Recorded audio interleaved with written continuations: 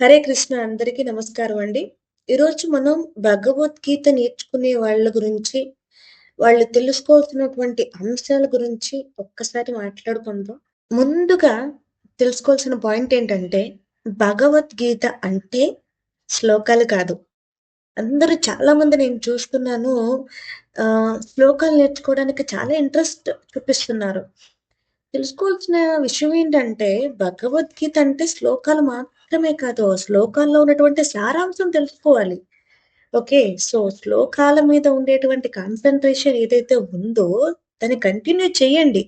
కానీ ఇంపార్టెంట్ ఏంటి అంటే, ఆ శ్లోకాలలో ఉన్నటువంటి సారాంశాన్ని అర్థం చేసుకోవడం అనేది కూడా తెలుసుకోండి. భగవద్గీత చదివే వాళ్ళు తెలుసుకోవాల్సిన రెండో పాయింట్ ఏంటంటే, భగవద్గీత ఎవరైతే చదవాలి లేదా తెలుసుకోవాలి అని అనుకుంటున్నారో, ముఖ్యంగా కృష్ణుడు ఉన్నాడు అనే విషయాన్ని బాగా నమ్మాలి. ఎందుకంటే, ఈ భగవద్గీత అంతా కూడా కృష్ణుడు స్వయంగా తన నోటితోటి చెప్పినటువంటి మాటలు అనేటువంటిది మీకందరికీ తెలుసు. కాబట్టి మనం కృష్ణుడు చెప్పే మాటల్ని అర్థం చేసుకుని మనం ఆచరించాలి అంటే ముందు కృష్ణుడు ఉన్నాడు అని నమ్మాలి. కాబట్టి ప్రతి ఒక్కళ్ళు కూడా కృష్ణుడు ఉన్నాడు అని నమ్మాలి. మూడో పాయింట్ ఏంటంటే, భగవద్గీత అంటే ఒక పుస్తకమో లేదా పురాణమో కాదు. భగవద్గీత అంటే జీవన శైలి. మనిషి బ్రతకడానికి చూపినటువంటి మార్గం అనేది క్లియర్‌గా అర్థం జేసుకోవాలి. భగవద్గీత అంటే నాకు మోక్షం వచ్చేస్తుందని దానికోసం చదవడమో, లేకపోతే నేను శ్లోకాలు నేర్చేసుకుంటాను అని కాదు. మనం బ్రతకడం ఎలా బ్రతకాలి? సమస్యలొచ్చినప్పుడు ఎలా అధిగమించాలనే పాయింట్ అంతా కూడా భగవద్గీతలో ఉంటుంది. కాబట్టి భగవద్గీత అనేది ఒక పుస్తకమో, పురాణమో కాదు. భగవద్గీత అనేది ఒక జీవన శైలి. ఇది అందరూ కూడా గుర్తుపెట్టుకోవాలి. నాలుగో పాయింట్ ఏంటంటే, భగవద్గీత కేవలం హిందువులకి మాత్రమే ఉండిపోకూడదు. ఎందుకంటే మీరు గమనించారో లేదో, ఈ భగవద్గీత మొత్తంలో కూడా ఎక్కడా కూడా హిందువు అనే పేరు గాని, మతానికి సంబంధించిన విధానం కానీ ఎక్కడా కూడా ఉండదు.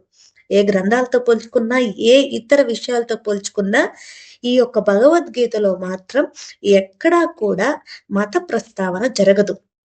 ఎందుకంటే కేవలం ఇక్కడ జీవన శైలి, జ్ఞాని ఎలా ఉంటాడు, ఒక మనిషి ఎలా ప్రవర్తించాలి, యోగి, ప్రాణి, జీవం ఇలాంటి మాటలతోనే మొత్తం అంతా జరుగుతుంది కాబట్టి ఇది ఒక మతానికి సంబంధించింది కాదు. ఈ సృష్టిలో ఉండే ప్రతి ప్రాణికి ఇది వర్కౌట్ అవుతుంది.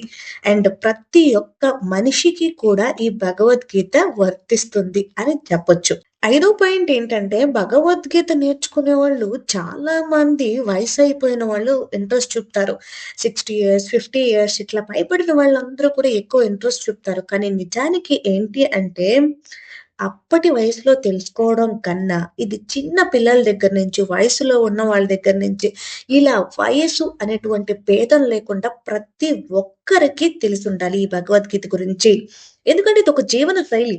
కాబట్టి ప్రతి ఒక్క వయసు ఉన్నటువంటి వాళ్ళు తెలుసుకొనుండాలి. ముఖ్యంగా చిన్న పిల్లలకి, వయసులో ఉన్న వాళ్ళకైతే ఎక్కువ యూజ్ అవుతుంది.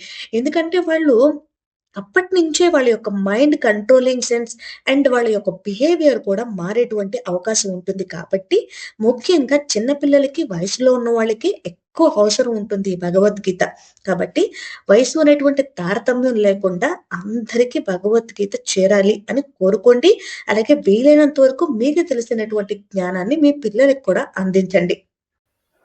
ఇంకా లాస్ట్ పాయింట్ ఏంటంటే, మన భగవద్గీత నేర్చుకునేటప్పుడు ఎటువంటి నియమ నిష్టలు కఠినంగా ఉండవు.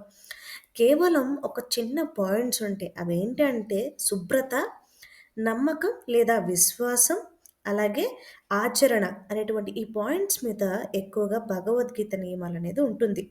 అంటే కేవలం మనం ఒంటి శుభ్రం ఉండాలి.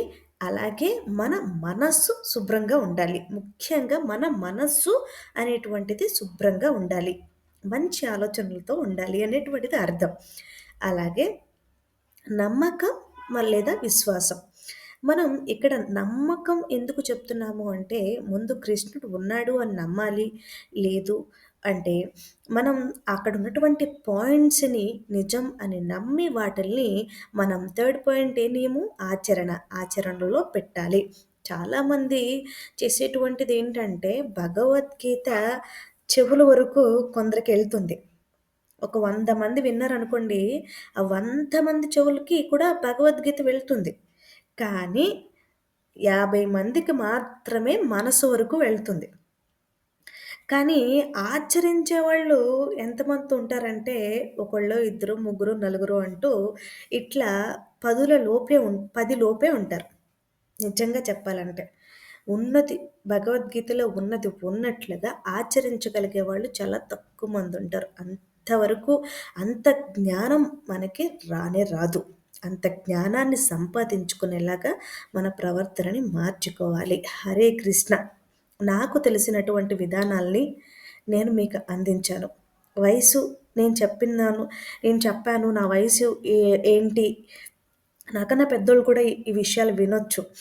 నా చిన్నవాళ్ళు చెప్పినటువంటి విషయాలు మేము వినాలా అనే పాయింట్ ఆఫ్ వ్యూలో కాకుండా, భగవంతుడు మనకి ఏం చేరవేయాలనుకుంటున్నాడు అనే పాయింట్ ఆఫ్ వ్యూలో మీరు అర్థం చేసుకొని, ప్రతి ఒక్కళ్ళు కూడా ఈ భగవద్గీతని ఒక జీవన శైలిలాగా నేర్చుకోవాలి అని కోరుకుంటున్నాను. కేవలం శ్లోకాలు నేర్చుకుంటే పుణ్యం వస్తుంది, మోక్షం వస్తుంది అనేది ఉండదండి. భగవద్గీత నేర్చుకుంటే మోక్షం వచ్చేస్తుంది అని ఉండదండి.